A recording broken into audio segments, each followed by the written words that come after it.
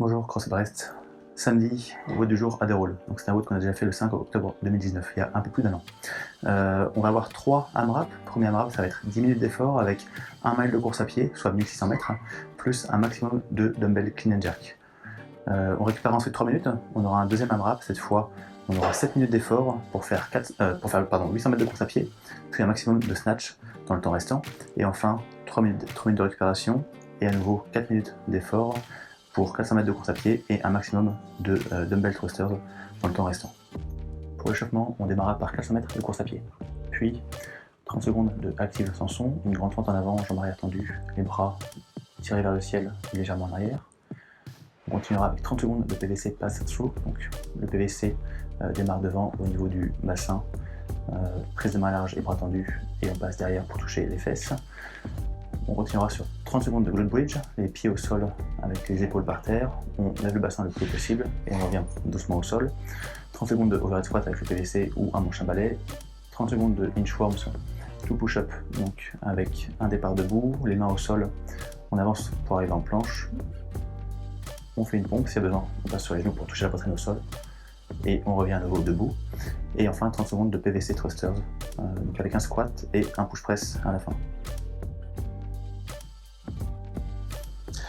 Pour la stratégie, vous démarrez le premier AMRAP par 1 mile de course à pied. Le but, ça va être de trouver un rythme rapide, puisque la course à pied devra prendre la majeure partie du temps sur les 10 minutes. Donc trouvez un rythme rapide pour avoir un maximum de temps derrière pour faire des clean and jerk. On récupère 3 minutes, on partira sur un deuxième AMRAP, cette fois 800 mètres de course à pied. Ça devrait prendre à peu près la moitié du temps sur les 7 minutes. Donc pareil, on garde un rythme assez rapide, le même si possible que pour le premier AMRAP. Dans le temps qui reste, un maximum de dumbbell snatch alternés. 3 minutes de récupération et on termine avec le dernier AMRAP. Cette fois, les 400 mètres ne devraient pas prendre beaucoup de temps, donc on peut ralentir un petit peu dans le but de pouvoir faire des thrusters avec des séries les plus longues possibles dans le temps qui vous reste. Le score, je vous rappelle pour aujourd'hui, sera le cumul de toutes les répétitions à la fois au clean and jerk, au snatch et au thrusters. Concernant les mouvements et leurs modifications, donc on démarrera avec des clean and jerks. Départ le dumbbell entre les pieds, on pousse sur les jambes, le dumbbell doit passer aux épaules avant d'être propulsé à nouveau à la force des jambes et des hanches au-dessus de la tête. On arrive bras tendus et on change de bras toutes les 5 répétitions. La première modification pour ce mouvement-là, ce seront des odd object clean and jerks. Donc départ avec un ballon ou un sac chargé entre les pieds et pareil, passage aux épaules, puis le poids revient au-dessus de la tête. Deuxième modification, on passera sur des box jump, donc là attention à bien terminer l'extension genou et hanche en haut de chaque mouvement. Deuxième mouvement, ce seront des dumbbell snatch, donc à nouveau le poids revient entre les pieds et à plat au sol. Cette fois on pousse à nouveau sur les jambes et sur les hanches, mais on propulse le poids en une fois au-dessus de la tête pour arriver bras tendus, et on change de bras à chaque répétition. Première modification pour les snatch, ce seront des ground overhead avec un odd object, donc un sac ou un ballon, départ à nouveau entre les pieds et arriver bras tendus en une seule fois.